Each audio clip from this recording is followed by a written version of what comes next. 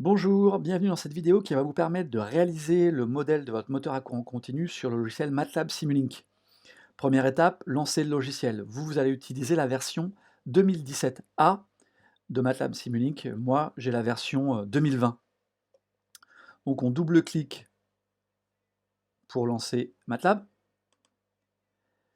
Et pendant que MATLAB se lance, alors MATLAB, qu'est-ce que c'est? C'est un logiciel de calcul scientifique qui va vous permettre de faire tous les calculs possibles, inimaginables, mais vous allez aussi pouvoir programmer avec. Bon, nous, on ne va pas se servir de toutes les fonctionnalités de MATLAB, mais je vais vous en montrer les fonctionnalités de base. En fait, on peut se servir de MATLAB comme une calculatrice scientifique. Donc, quand MATLAB est ouvert ici, je peux lancer un calcul, 12 divisé par 3, ça fait toujours 4, c'est parfait. Je peux aussi déclarer une variable et affecter une valeur. Par exemple, je vais créer une variable qui s'appelle U0, dans laquelle je vais affecter la valeur 20. Je retrouve en haut à droite ici ma variable U0 et sa valeur 20. On peut utiliser toutes les fonctions mathématiques possibles, hein. Voilà. Pourquoi U0 égale 20? Parce que je vais me servir de cette variable pour définir la tension d'alimentation borne du moteur, donc 20 volts. Maintenant, on va utiliser Simulink pour construire le modèle. Pour cela, on lance dans la barre des tâches en haut le logiciel Simulink. Simulink, qu'est-ce que c'est? C'est un logiciel qui vous permet de simuler tout système pluritechnologique complexe en utilisant les composants de base de toutes les technologies. Donc vous allez retrouver les composants de base dans le domaine de l'énergie électrique, dans le domaine de l'énergie mécanique, dans le domaine de l'hydraulique, mais aussi plus loin dans le domaine de l'automobile, de l'aéronautique, de la robotique, bref, tout ce qu'il faut pour simuler n'importe quel système complexe pluritechnologique. Notre système complexe pluritechnologique à nous, c'est le moteur à courant continu. Donc, quand Simulink est ouvert, on va ouvrir le fichier TP4 Activité 3 que vous avez sur le réseau ou sur fltsi.fr.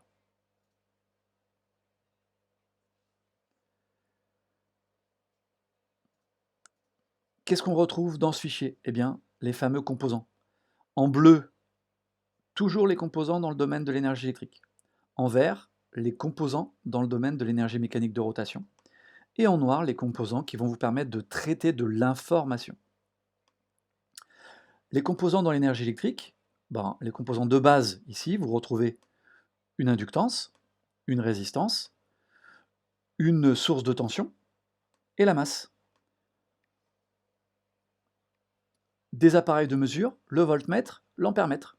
Dans le domaine de l'énergie mécanique de rotation, une masse, c'est-à-dire le bâti, la référence autour de laquelle vous tournez, le référentiel. L'inertie, ça va correspondre au rotor de votre moteur. Une inertie, c'est un solide en rotation autour d'un axe. Un capteur ici, de vitesse de rotation ou d'angle. Puis vous avez un composant à cheval entre les deux, qui est le cœur de la MCC, qui est la conversion électromécanique. À gauche en bleu, vous avez la FEM, donc dans le domaine de l'électrique, et à droite, vous avez l'énergie mécanique de rotation dans le domaine de l'énergie mécanique. Simulink et MATLAB vont vous permettre de simuler, c'est-à-dire de calculer toutes les grandeurs physiques dans votre composant. Ils vont vous transformer ces grandeurs en informations que vous allez pouvoir traiter. Traiter, c'est afficher, multiplier par une constante, prélever des valeurs précises. Et ça, c'est en noir dans Simulink. Donc vous allez avoir besoin dans le domaine de l'information d'un gain qui est en fait un bloc qui permet de multiplier l'information par une certaine valeur. Et puis vous allez retrouver ce bloc très important qui va vous permettre de passer d'une énergie à une information, qui va donc convertir une énergie à gauche, électrique ou mécanique, en information que vous allez pouvoir traiter.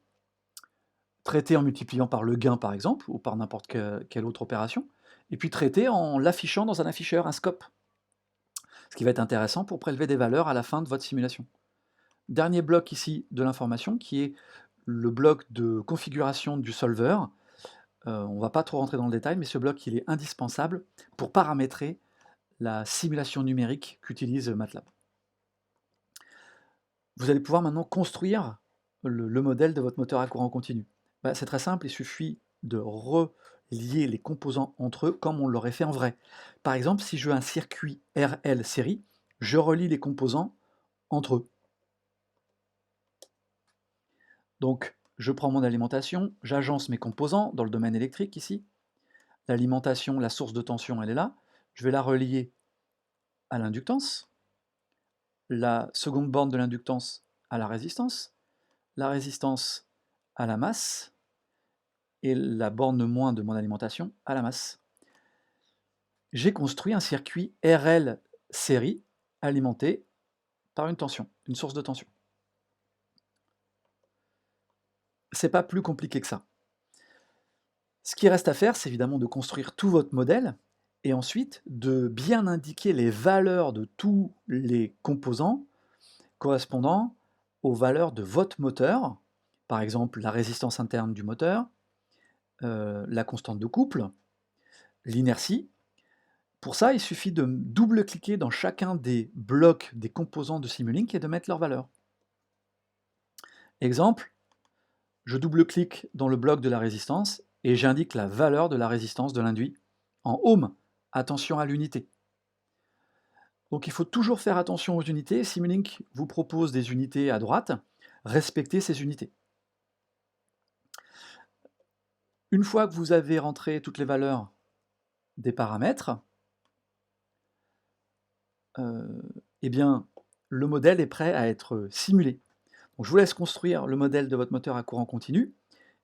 Et dès que c'est fini, vous pouvez passer à la seconde vidéo. À vous de jouer.